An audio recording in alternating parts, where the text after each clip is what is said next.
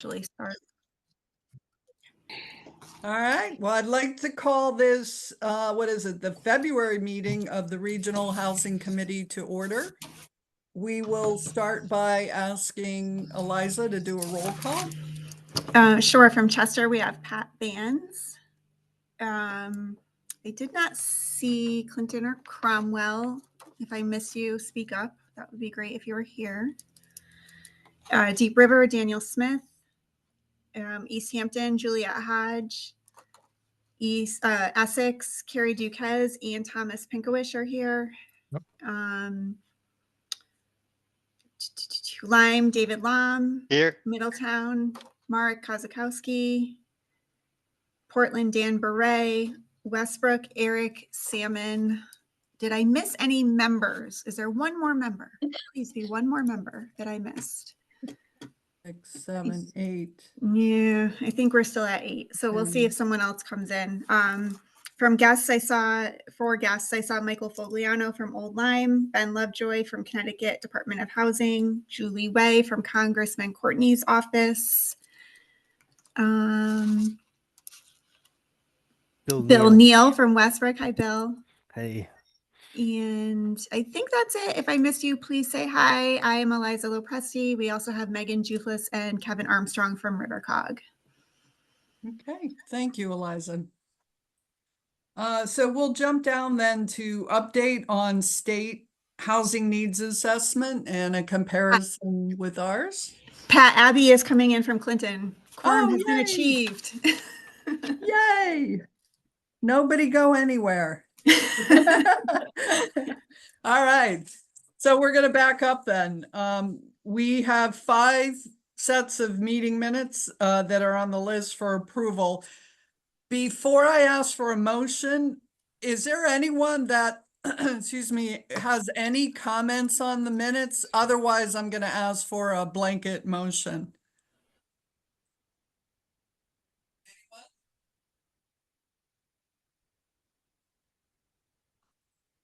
Like to make a motion then that we approve the meeting minutes for the August 27th, 2024, September 24th, 2024, October 22nd, 2024, December 17th, 2024, and January 28th, 2025 meetings. So moved.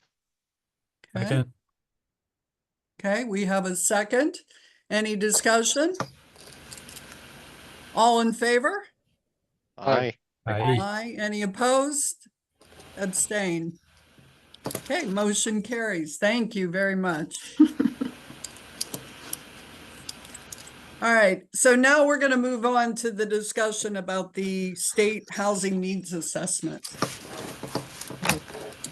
That's me. So let me just pull up my presentation here and see if I can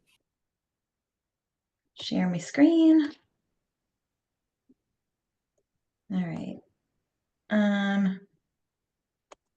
Where did my notes go? Hang on. You know what? It's fine. I don't need them. We're good. All right. So I'm going to give you a little bit of an update. I know we thought we were leaving the housing needs assessment behind us. We are trying to. However, well, in January, the state consultant, Eco Northwest, released a draft on their housing needs assessment. So we conducted an internal review and we watched a presentation, and we're going to give you our initial thoughts, kind of a summary of what they've put together, and then we can have an opportunity to discuss or ask questions if you don't all have PTSD by that point. So just a quick refresher. We created our regional housing needs assessment. We conducted best practices first. We looked at the states of Oregon, Washington, New Hampshire, and California. Keep those in mind because it's going to be important in a second. And based on all of those case studies, we came up with the 3 key components for housing needs assessment: determination of need, allocation of units to the municipality, and then local accommodation or how you plan for those units. And we focused our methodology on the first two. The state draft that was just released is only focused on that first determination stage. They're expecting the allocation stage to be coming out in the next few months. So we're just doing a refresher on determination and comparing it to the state's draft. Our methodology was endorsed by the board in January for anyone who wasn't here at the last meeting. So congratulations. As a reminder, for our determination inputs, we came out with 4 based on our case studies. So population, the number of people we currently have in the region per the latest census, plus the number of people we expect to have in the future. Household size, or the number of people expected to live in each unit, and we applied a different number for current households versus future households, understanding that there is a projection for shrinking household size. The existing number of units that we already have for the people in the households, and then a vacancy rate to provide slack in the market so that we don't have a 1 household to 1 housing unit matchup. And this is what that looked like. So current population over household size for current households plus future population over household size for future households, less existing units plus vacancy rate. And we tested it using 2020 data, which we had in our regional housing plan. We projected a 1% population growth to be optimistic and to give us something to work towards. And we continued our 5.5% vacancy rate. That brought us to about 2,222 units over a 10-year time span. That brings us to the state model. So the report that the state came out with is focused only on current need. They don't use a growth projection for the same reason that we talked about using the 1%, because we don't have an agreed upon population projection in the state. So they said, we're just going to look at current need. And they also don't include a timeline for production of units, because they're saying, this is current need, it's units we need right now. We don't have to put a timeline to do it. There were 3 models that came out of that. The first is the baseline model, which was the Open Communities Alliance model we talked about at the beginning of the process. It's based on the number of low-income individuals earning 30% or less area median income who are severely cost-burdened or spending more than 50% of their income on housing. So under that model, RiverCog would need to plan for 5,655 units, and the state would need 136,246 units. Mind you, this is for existing populations in the region and the state earning 30% or less area median income. Then alternatives 1 and 2 deviate from that.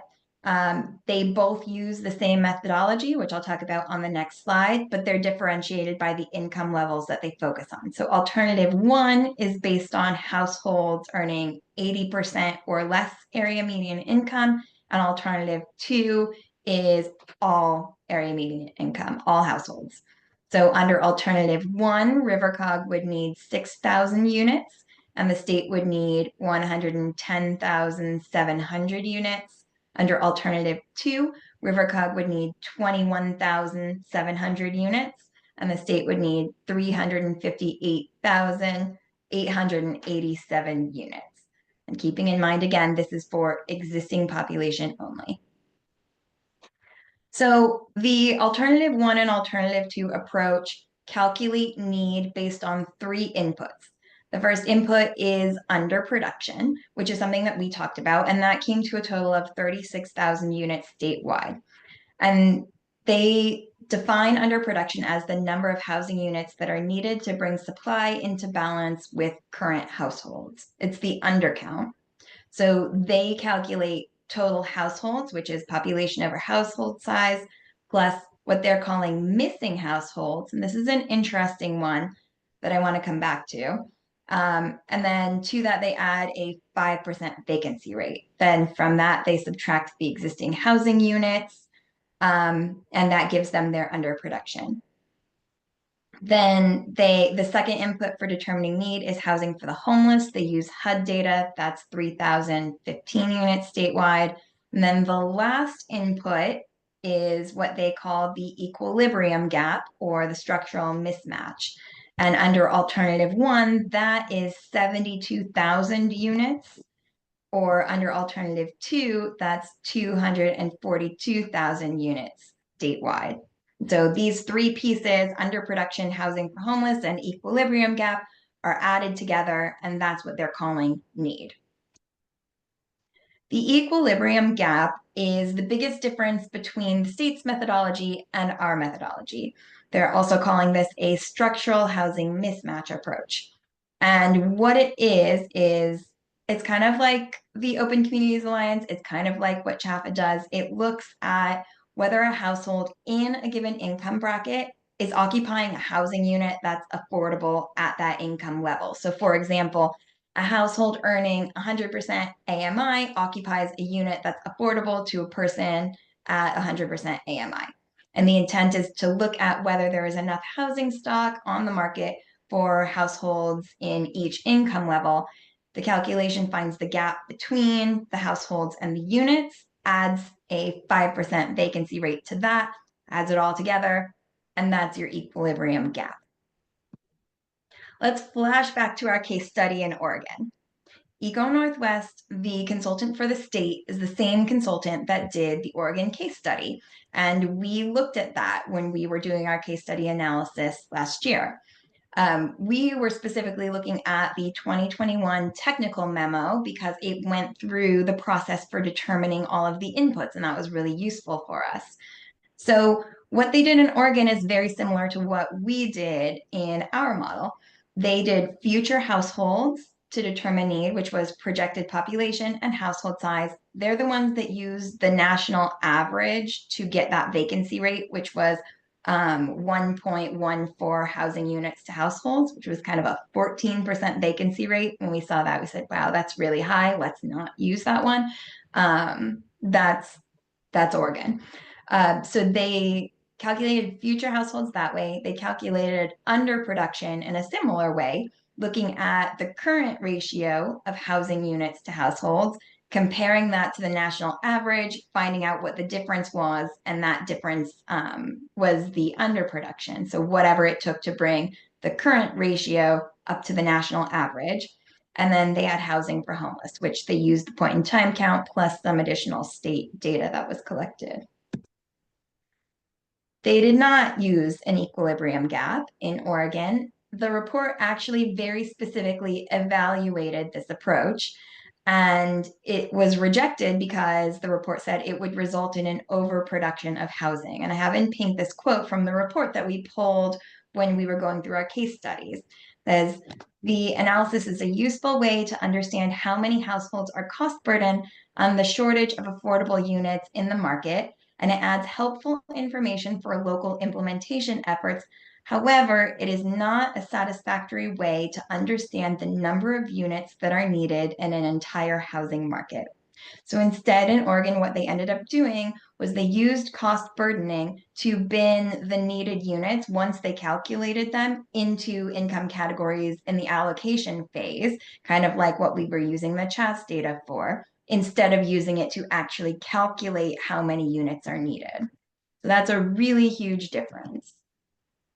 And this chart on the slide was in the Oregon 2021 report that I've been referring to. And this is a comparison when they were looking at the different ways that they could use to calculate underproduction. The one that they ended up using, the national ratio 1.14, that's C in yellow. And this equilibrium gap is E, housing supply matrix is what they called it in this version. And you can see the reason they did that was showing the comparison for how many units. What is the difference if we use this version versus the other version? And you can see across the board that E, housing supply matrix, or the equilibrium gap, predicts a ton more housing units, substantially more than if you use the national ratio at 1.14% or 1.14 housing units to households. So I wanted to show that because this is in the state's report that just came out for Connecticut. You can see the equilibrium gap. This is approach 1. These are all of the items together to create need. So you can see us at 6,000 units, we're second to the bottom. And you can see the equilibrium gap and the underproduction count. And you can see the difference between the blue and the red. In most cases, the red, the equilibrium gap, is substantially larger than the blue underproduction count. But in this case, instead of choosing between them, they're adding them together. And it's an even bigger difference when you're looking at approach 2, which looks across income categories. Since we did our case study analysis, Oregon updated their methodology, which we didn't look at because it wasn't available yet. I have since looked at it. It was updated in 2024, also by Eco Northwest. The categories for calculating need are unchanged. They still look at future households, underproduction, and homelessness. They did change their underproduction calculation. Instead of using that 1.14 ratio, they changed to this missing households calculation like they're doing for Connecticut.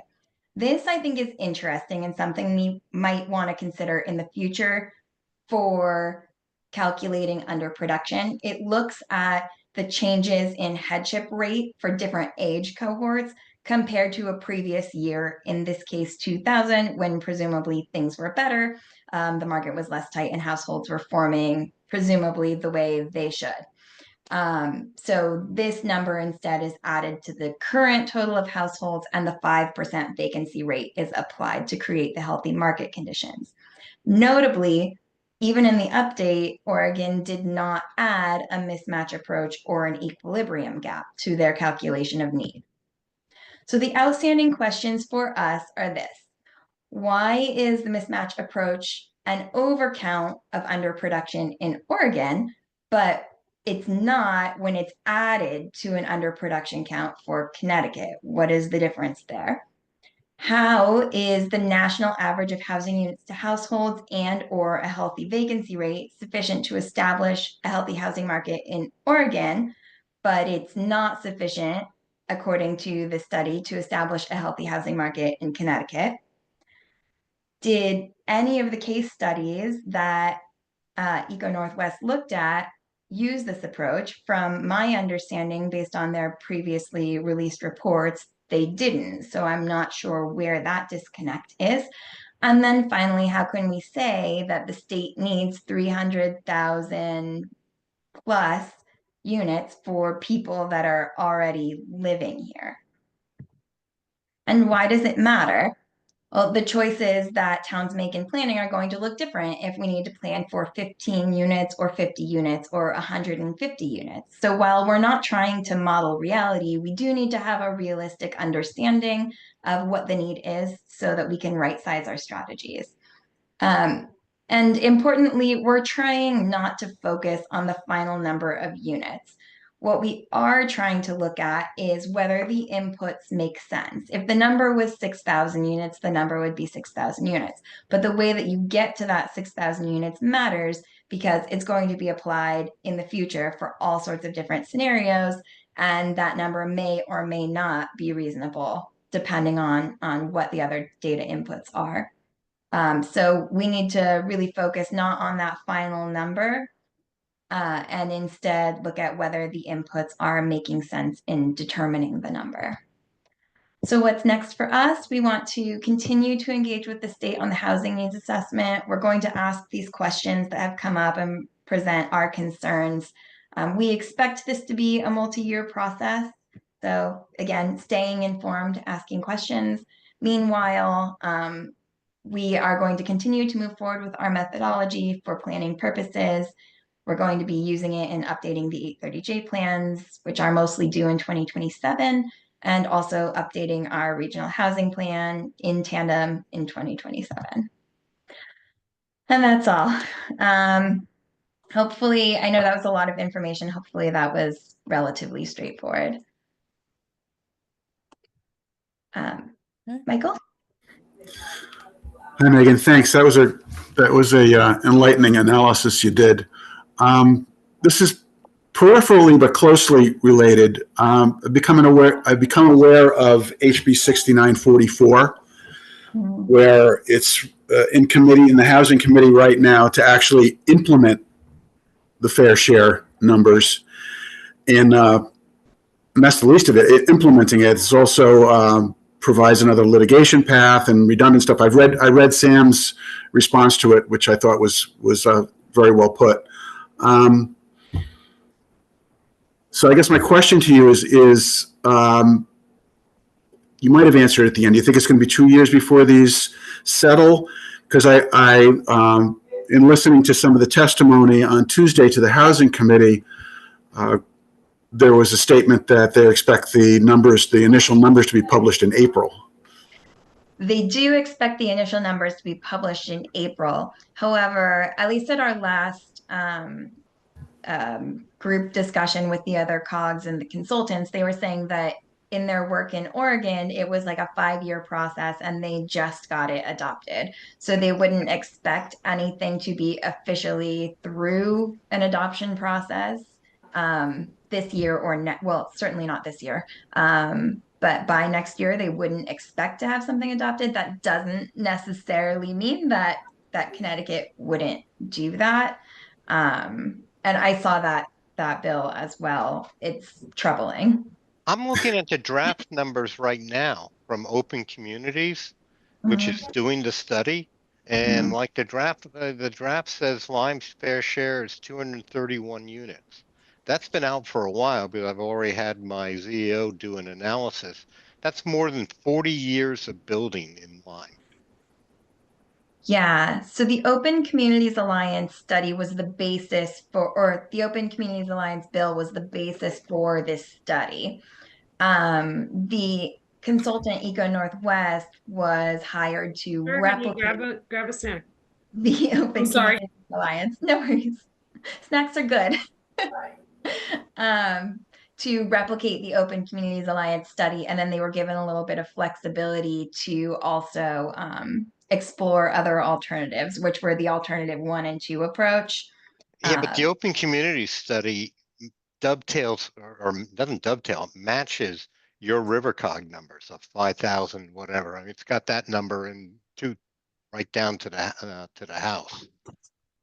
I mean, this is the study they're going to use. Yeah, we'll have to see what Eco Northwest produces. I'm concerned about some of the legislation that's coming out because I do feel that it's putting the cart before the horse a bit. The study is not complete and it's already trying to be implemented. But you know, we will continue to provide testimony and see what we can do.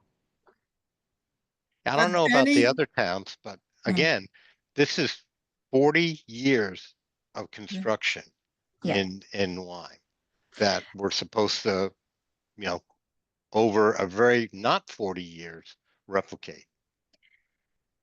Yeah. I see Ben has his hand up. Ben, do you want to throw a lifeline? Yeah, I just want to remind everybody on the call that, during this time of the legislative session, there's a lot of proposals that are up. There's a lot of procedure that needs to get done. And it's hard to say kind of what comes through from both being on the inside over there as someone who was directly involved in the actual process of getting the bills passed. Kind of where things stand right now is still pretty early on in the process. I will mention that I think it's March 13th is the deadline. I might be even earlier than that. I got to double check, but for the Housing Committee to pass this bill, specifically the Open Communities Alliance, the amendments to like the 830J plans legislation that you're mentioning that has that legal avenue. Just for reference, my best guess is that piece of legislation would have to also get a review from the Judicial Committee, and potentially planning and development.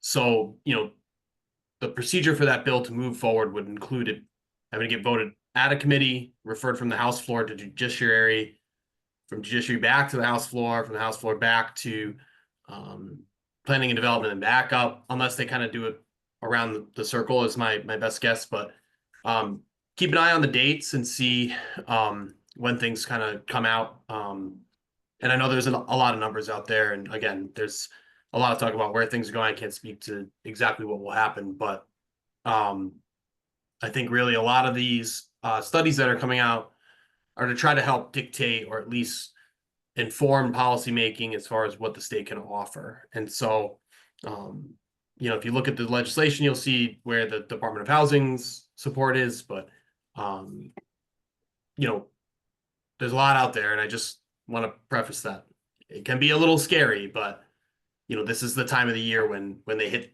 with as many things as possible, and it's really hard to say what's on CNIDA what gets passed in June. So if anyone has any legislative questions, feel free to reach out to me, and I'll be able to connect you with our particular person. But I just want to, you know, make it known that it's still very early. Thanks, Ben. And I know Eliza has an update later on the agenda too about housing bills that we're following. So she'll have more to say as well. Looks like Bill Neal has his hand up. Bill? Yeah, I'm just oversimplifying the and I already forgot the vocabulary words, but for the if they require housing for each person that's overpaying and they're going to build new, isn't the one they're overpaying for going to be empty? Sure is. Right. So, okay. So I did, in thinking it was stupid, I was understanding the math. Sorry, but I mean, so they're going to empty the house they're in and build a new one and live in the new one that's a lower rent. And if we're in capitalism, if there was that much oversupply, all the rents would come down anyway. You also Exactly. depopulate the cities. Well, yeah, people want to live where they want. There's both want to live where they can afford and want to live where they want to live. So it Yeah, and you know, totally ignores that. Sorry. it's interesting because even in this is the second report that's come out from Eco Northwest. The first one was a memorandum of research, and the memorandum of research went through the case studies, and it went through all of the stuff that's been done in the state of Connecticut, which largely has been based on this mismatch approach. And it specifically states in there that people will live in a house that cost burden them for a variety of reasons. Sometimes it's a choice, sometimes it's not. And not all of that requires a new housing unit to be built. So when I read that, I did not assume that this was going to be the direction that the second report was going to go. So I was actually quite surprised to see that, just based on the previous language that they had used.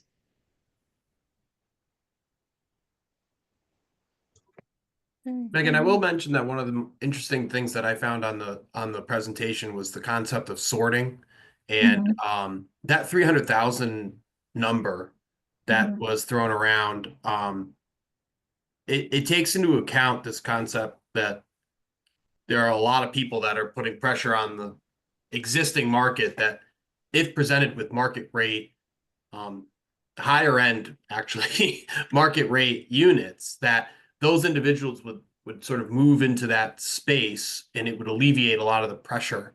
But, you know, Bill's right about this idea, you know, that 100,000 unit number that's used often can be a little confusing because they're saying that 100,000 units need to move into an affordable range. That's not necessarily taking into account that if the units that they're in already were to come down in price.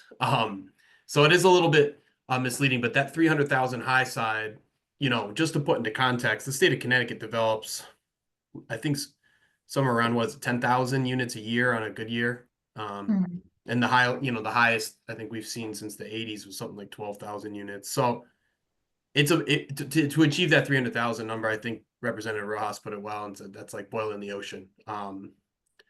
And so I it's a good number to have because I think it kind of comes back to this, speaking to this larger need for housing in all places at all levels of income, and how that's putting pressure down. But these numbers that are kind of getting thrown around, I know they can be pretty scary when you see, like I said, 300,000, 21,000 in the River Cog region. You know, that would Yeah. take 30 years to build if everybody was greenlighting every project that came by. So And it's a saying little that, unrealistic on some ends, but yeah, there. and I think that's what's interesting about the Oregon model, because the Oregon model does in fact consider all income levels, and they're looking at, they're actually considering growth in population. So they're considering growth in population, they're considering a healthy housing market with a vacancy rate, they're considering underproduction based on a ratio of housing units to households plus this vacancy rate on top of that. And they're saying this is going to create a healthy housing market for Oregon. But in Connecticut, apparently that's not sufficient. You also have to that, add this mismatch number, which they said in Oregon was going to create an overcount on its own. So I just don't understand why in Oregon, it's an overcount all by itself. And in Connecticut, it's not even sufficient alone. You have to add it to a whole bunch of other stuff. Well, I can't get back past the initial premise that let's assume that we build the number of units that are there. Where are the people going to come from? Number one, to somebody else's point. And when people in Mass, Rhode Island, New York see all these affordable units, they may come in and bid against Connecticut residents who might be willing to go, and then they're going to drive up the price. Yeah. You're assuming that the number that we're short on closes the border to everyone else who wants to come in to the state or leave, for that matter. But anyway, yeah, I mean, it's a good exercise to go through, but I just see it as an academic exercise and it's just not practical. Sorry. Well, and they, that was that quote too from the Oregon report that talks about, it is useful information. It's useful on the local planning side. It's useful to understand. It's useful in a lot of ways for planning purposes, but it's not necessarily a count of how many units are needed. Yeah. And I think as they point out in last night, I mean, it just building an affordable housing unit doesn't solve the problem. It's the cost of housing. And with our electricity going up and everything else going up, that negates anything. And unless the state is going to provide subsidies to people to stay in the house, then you've got an ongoing problem that you just adding a house doesn't solve.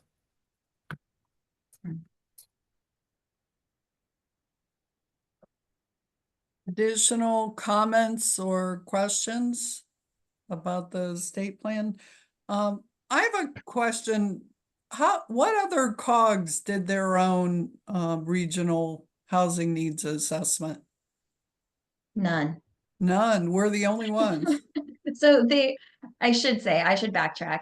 A lot of the other COGs did a housing profile, a housing needs profile, an assessment, and like what we did in our regional housing plan that looks at maybe, what the housing supply is, what the population is, maybe does a sort of mismatch analysis or gap analysis in terms of the affordable units and the households and what the income levels are.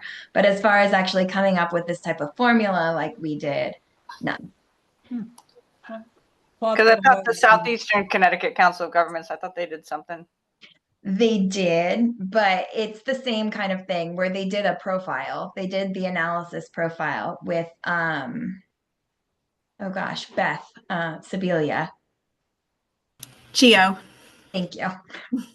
Megan, I do want to mention that that one interesting thing that SN at NVCOG has been doing is actual local housing needs assessments. So while they have not done, I think, a full regional one, they have a methodology for doing it at the hyperlocal level. And I know that that is a popular product that is purchased essentially through the COG. It's like they can like pay the COG in to do that for them locally. They use the CHAFA model, right? I'm not entirely sure of the model that they developed for it, but I know that in my conversations with Savannah Nicole, who manages that program, she's mentioned to me that it is a very onerous process. Yeah. It is not you call them up and say, do this, and they type it in and it spits a number out on the other side. They have a number of variables into it. So I'm sure they used a type of it. I think really, to me, a lot of this data, I think might be helpful for the group to think about is the fact that no matter what way you slice this, whether it's 100,000, it's 300,000, you look at 200 units in town or 1,000 units next door, whatever it is, I think, it calls to the fact that we have a shortage of housing at all levels, and we need to think about development patterns in a way that encourages that. I can speak anecdotally. I have two good friends who lost their home in a fire. It was their part, and they're moving to Virginia because they can't find anything that's sub luxury. And I've talked to multiple people that are trying to find apartments right now, and it is pretty scary out there as far as what's available. But no matter what way we slice it, I think really these numbers keep calling back to the fact that we need to be thinking about affordable housing at multiple levels, development patterns, strategies, and the change in demographics and how things have gone. And hopefully the agency can help where we can if you're trying to do this on the local level. Well, I didn't want to sound so negative because I think this is really useful process because it's fleshing out all the associated issues and how complex and difficult it is. And this is a stage to go through to get through a better and more, I guess, practical or more effective solution. My only worry is that they take this and you make permanent legislation and then now you create another problem. And I think that's what everyone's trying to figure out is to, hey, can we, and you don't want to do research for 10 more years. When people need homes today, but what can be more pragmatic and done today, but what are the shortcomings of what we're coming up against versus what we've been doing through this process, anyway. But No, you're absolutely right, Thomas. I commit to the process. The process is worth doing and it's not useless, but I don't know if we've solved everything yet. Yeah. We may never solve everything. Yeah. We'll all be out of work, right? No more problems. We get a But I job in do- Canada.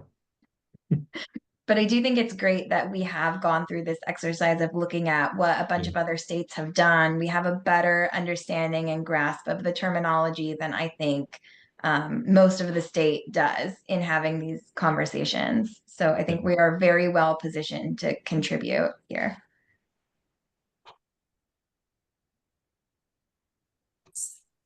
And more to come, I'm sure. So, all right, if there's no other questions or comments on that, we'll move on to the 830J goals and objectives. You may remember RiverCog asked each town to update a spreadsheet they had put together with the different goals and objectives in their town plans and to provide a status on that. So, Yes, Liza?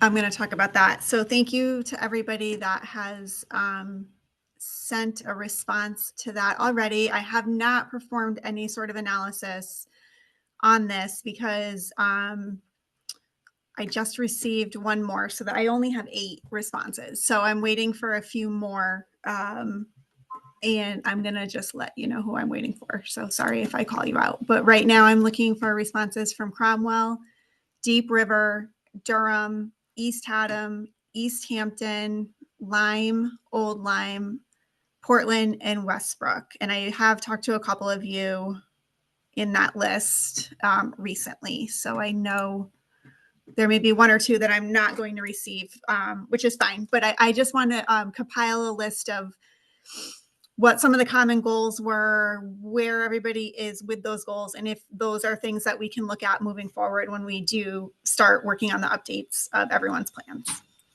Actually, we're using your list right now because we're in the final phase to put the release candidate up for the POCD. So I'm going through that list, and anything that's not in our plan, we're literally inserting, we're trying to make sure that we can accommodate all of it. We have a lot of it already, but that's where we're at. So I'm sorry I didn't have that back to you today, but that's actually in progress.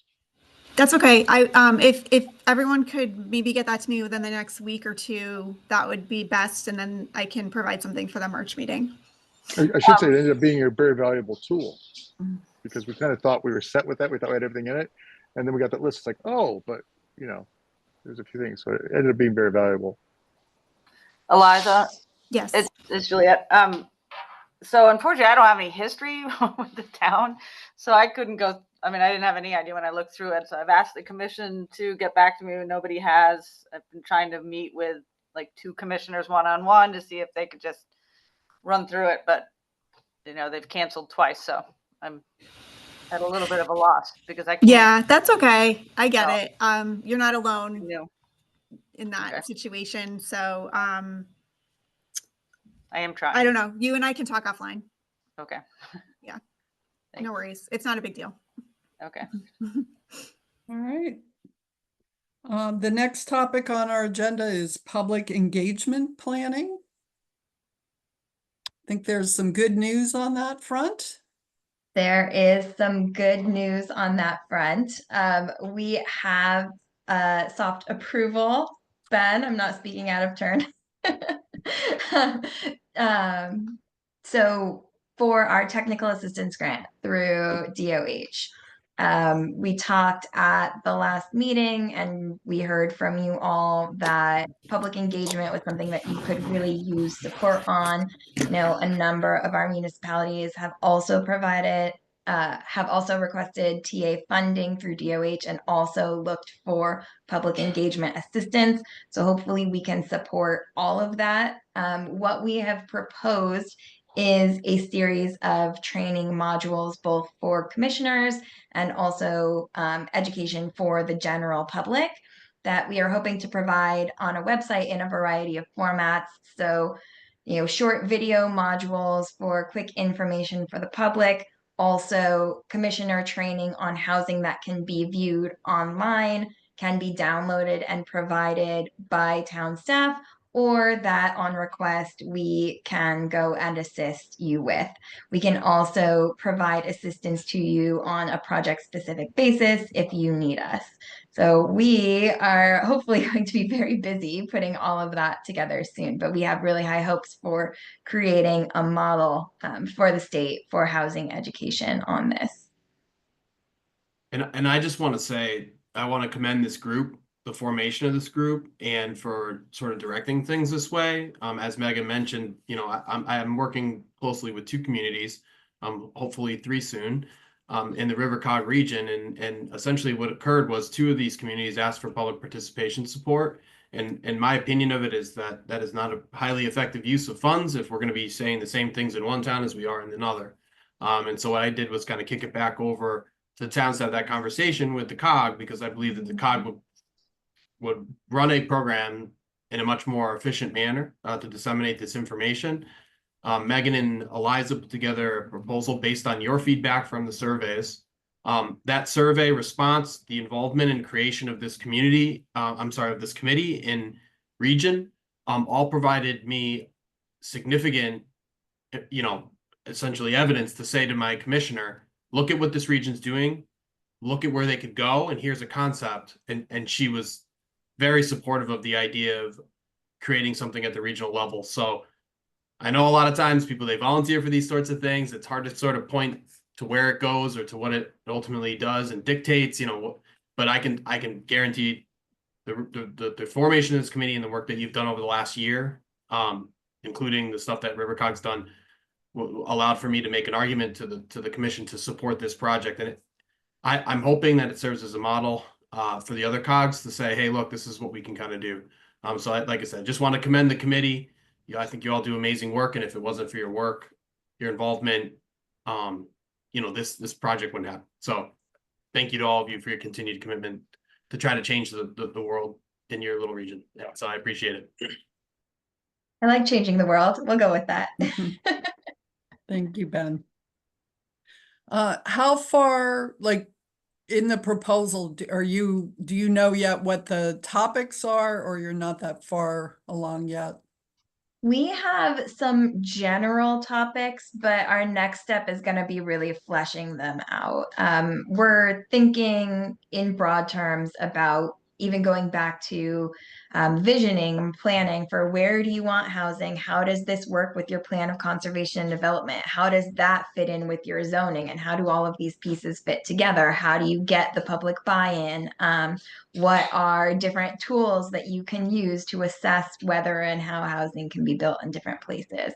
So things like that, as part of the commissioner training. Things for the public, we're looking at more like visioning exercises. I think I mentioned on the last meeting, there is this group or company, I guess, called Streetcraft, and what they do are like 1 to 2 minute videos where they basically sketch up over like an empty site or a really terrible intersection and show you the possibility of what could be there. So using that as an example of showing what different types of housing could look like on, a block or in a neighborhood, and what kind of the scale and scope of that is. So those are kind of some of our initial ideas. But like I said, our next step is going to be really fleshing out what each module is going to have and a timeline for creating them. Do you have a general timeline, what you're shooting for? From a logistics standpoint, Pat, I will say before the agency can issue the preliminary payments to essentially support this project, we have to go through quite a lengthy contract review process. We do need a fully fleshed out scope to put into the contract that's basically between the state of Connecticut's Department of Housing and the RiverCog. Deliverables need to be developed. So, I've talked with Megan on this. In the perfect world, I would guess at least 2 months before that could even, we could even sort of flesh out that stuff. So, you have a little bit of time, but, I would say, probably first payments, at least from us, to get that contract executed with legislative session, because it has to go through the AG's office. I think that we could get that done by May if all things go smoothly, but again, it'll be on what the COG has available. But from our side of things, at least a couple minimum, 60 to 90 days. And Megan and Eliza, is there anything you need from this committee? The member towns, can we provide assistance to you in any way for this? I'm sure the answer to that is yes. Eliza, do you have anything specific that we want to ask for at the moment? Go ahead. No, I was gonna say I don't at the moment, but suggestions for topics or ways to make this accessible to you are always welcome at any time. Anything you think of. And Megan and I have even gotten in the habit of like looking at Instagram and sending each other stuff like, hey, look at this, let's do something like this. So I mean, any kind of brainstorming that you want to do, shoot me an email. Or if there's stuff, at your planning and zoning commissions that you think, oh, we could really use some education on this. It would be really helpful if someone who is not me came in and talked about something. Anything to that effect, let us know. We're trying to keep it pretty, broad, but focused on housing still. But if there's an area that overlaps with housing that you think would be helpful for commissioners, helping them maybe ask the right questions when projects come in or think about things in a different way, send those to us too, and we can see how we can fold those in. I'll just say from the scoping side of things, building out that scope, I encourage you all, when you're thinking about these things, to make it specific enough that it can be tied back to a deliverable, but sort of vague enough so that you have a little bit of flexibility to adapt in case things change. I think we're pretty aware of the fact that, you might start off with a very specific plan, you start rolling it out and things change. And so, what we'll require on the agency side and what the AG's office will require is a specificity level that says, communities that you'll be talking to, ideal people, the different modules, they won't be looking for like, we're going to have a conversation about this zoning reg and then all the following things down it. But if that does go into the contract, it holds you to do those things. So just think about it from that standpoint, as you're crafting this and sending input in, that you want to have that flexibility. So if you have to adapt and change, you're not like outside of the grant things and it can become an issue with it falling outside of the contract scope. Yeah, but I would also add, please still send us anything that is specific. Like we don't have to put it in the contract. I could like keep a list on the side. Then cover your ears. Yeah. Yeah, exactly. So have things ready to go too. I also encourage you people to take advantage. So a lot of times when I've been working with communities on like the technical assistance side, like we're doing things, I try to make sure that I have people that I'm working with, and now that this is the first time I'm going to be doing this through a COG, it's like think about what you could be doing now while you're sort of in that idle time of when we can roll it out, so that you can hit the ground running as fast as possible. So think about those types as individualized projects and make sure that you have like a queue of them, because we will be baking a performance period into this grant as well. And I do that not to put too much fire under your butts, but enough to move things along, because we do view this at the state level as, this is an immediate attention sort of crisis. So the faster that we can move these things so that we can concurrently, do the planning at the local level and the communities that I'm working with, doing these things at the regional level and getting you all up to speed. So I'm excited to see what happens, and I'm glad that I've been a part of this. My involvement in this committee has been able to help me shape pushing this for all of you. And I see this as, a resource that I hope that all of you tap into. Great. What we can do too, Pat, is we can send the letter that we sent to Ben for the request for technical assistance so that you guys can see it. And then as we start to put more detail into it, we can send that around for thoughts and additions and comments as well. Okay, great. Now, I guess my thought is it's like real time for us. We need this now. So obviously the sooner the better. So, and I know there's other communities in that same situation. So all right. The build tracker, that's quite the spreadsheet. Who wants It to is. talk about that? I'll talk about that briefly. So yeah, the spreadsheet is looking a little crazier this year than it has in the past. If anybody's ever looked at it in the past, in a minute, I'll put a link to it in the chat. There was also a link on the agenda.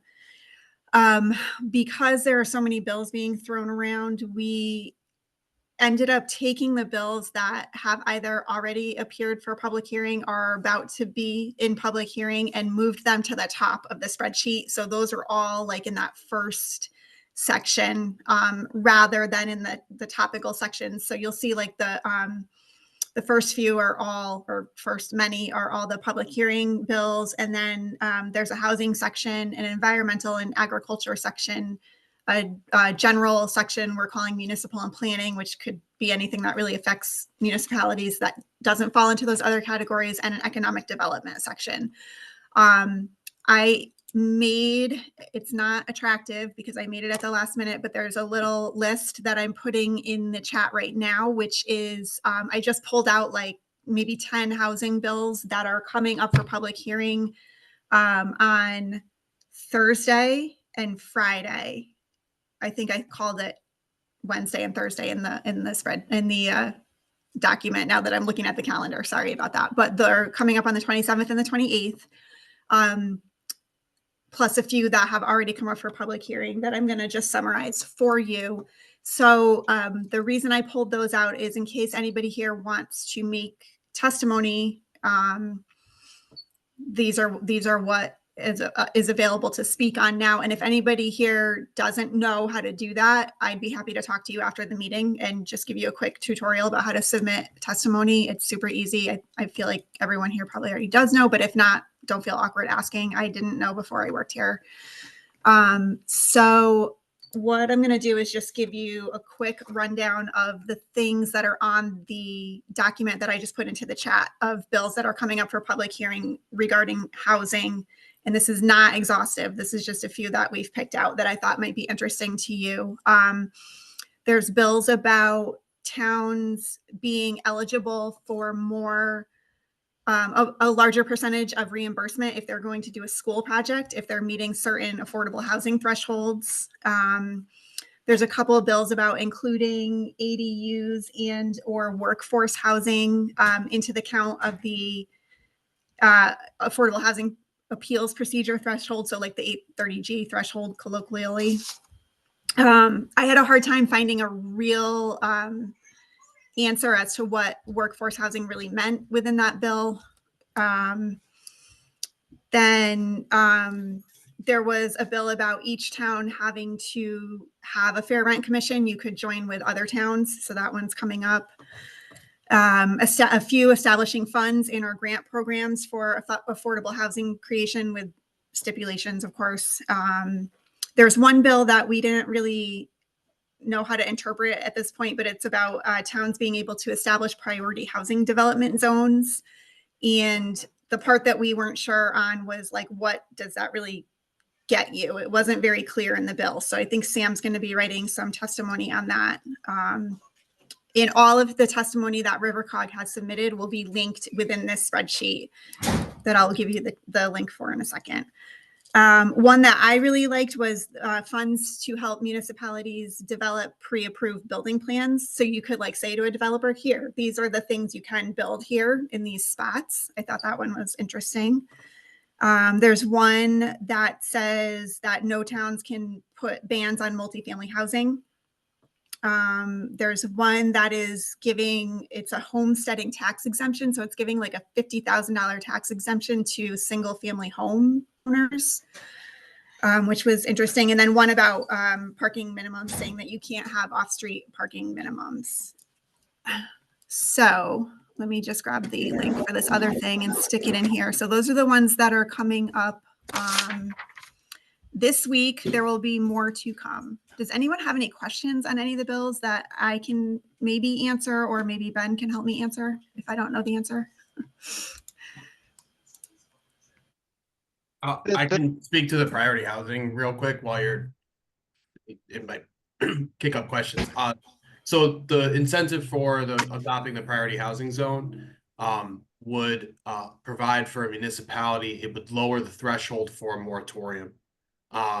So typically speaking, to qualify for a moratorium from 830G, sort of an exemption from the 830G statutory language, is if in a certain period of time you add 2% units to your affordable housing list, or 75 housing unit equivalent points, depending on the type of application that's sent in for a moratorium. So that priority housing zone, you would adopt a priority housing zone that has density requirements to qualify, as well as size requirements. And in exchange, if the municipality was pursuing a moratorium, it would lower the threshold to qualify for that from 2% to 1.75, or from 75 housing unit equivalent points to 65. So that's the primary incentive on that one.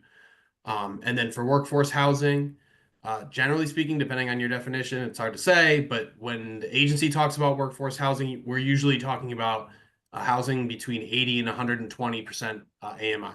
So there was a couple of workforce housing bills that came out last year that basically allowed for those certain multifamily units to get that had that workforce housing to qualify for, I think it was like 0.25%. Or a quarter, it was either a half point or a quarter point for housing unit equivalent points if a municipality was applying again for a moratorium. So just a couple of points, Eliza, on that. And if I can answer the questions, I'll do my best if you can. I will say that workforce housing question had me going down a rabbit hole, because it kept referencing like other statutes, and then I would get to that statute and then it would reference another statute, and like none of them had, like I actually wrote down the definition somewhere. I think it was just like housing for moderate income that is in your town was like the definition where I ended. I was like, I need numbers. So that was an interesting one, but. I'm sorry if I missed it, but are all these being done on the 27th and 28th, and those are the only public hearings and that's it? Or this is just starting a long process? The ones that I highlighted in this first link I put up are on the 27th. I think only one is on the 28th. Most of them are the 27th. I'm sure there will be further public hearings, and there have been already public hearings from the Housing Committee. So I think this is like maybe their third or fourth public hearing date. Yeah, so if you look at the second link I sent, that's Bill Tracker, and look at the housing bills that we're looking at, so the ones that haven't yet come up for public hearing could. Got it. Thank you. Safe to say there's a lot more housing bills this year? Yeah, I think there's a lot more, and I think there's a lot more in general, but I also think there's a lot more that are not gonna go anywhere. Well, it's early in the game still, so. It really is. And was saying, so a lot can change. I was saying so Susie and I like look at this every single morning, and we were like, only 4 more months to go. It's a lot. It's a lot of information. All right, well, thank you for that. There's one more agenda item. It's other or any new business. Is there anybody on the call that has any updates or anything they'd like to share with the group?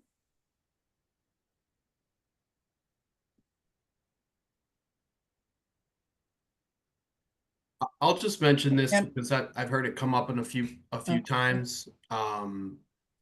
If any of you are aware of your municipality and you have like a scenario set up where the municipality is engaged with the developer, maybe through, you know, a state-owned piece of property, you know, is trying to think about developing these things or has questions or has a relationship with it, like, do not hesitate also to reach out to me. I know that my program has been like kind of in and around issuing grants and things to that extent, but another key role that I try to play, and why I'm even like present here, is one, to understand what other regions are doing, and two, is to act as a liaison between the agency and the municipalities.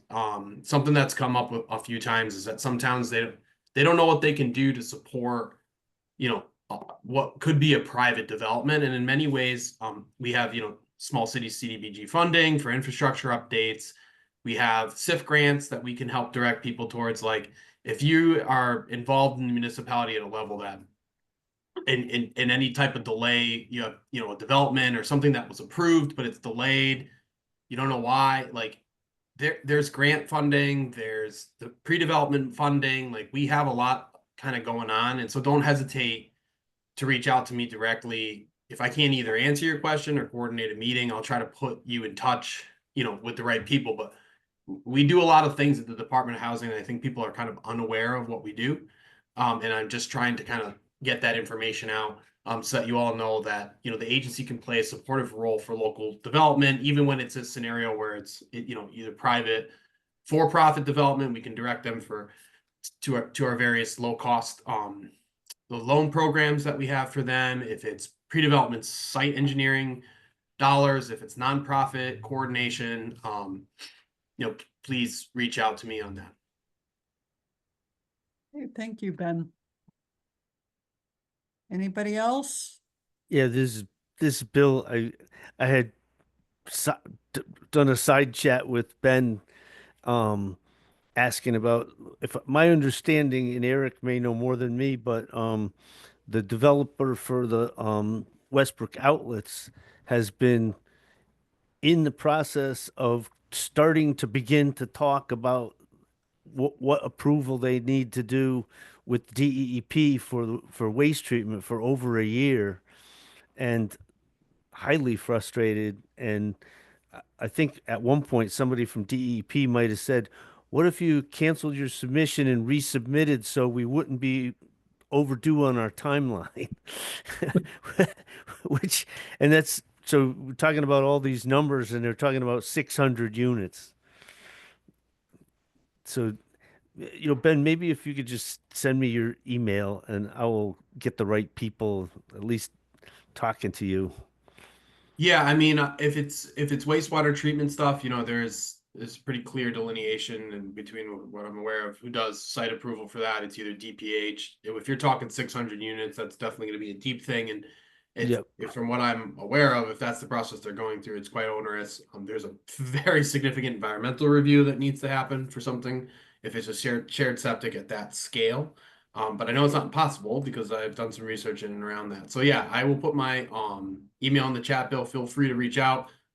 just be aware, I gotta navigate, if Yep. zoning it and they're doing it, I might not, I can't promise anything, but I will certainly, on behalf of, whoever it is, ping the powers that be. Yeah, I do know the first selectman and the planner are frustrated with the sort of lack of response.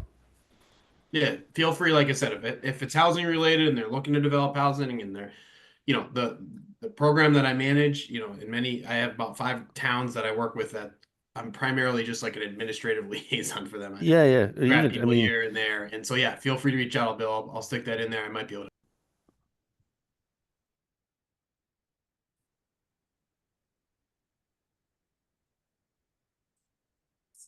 Their hands up, but anybody else? Entertain a motion to adjourn? So moved.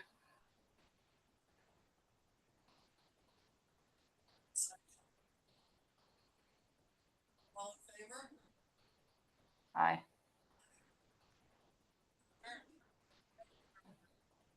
Thank you, Eliza, for leading us through this. Thank you guys for coming. Yes, we got Your quorum. quorum. It's so exciting. Thank you all. Thanks, Jigger.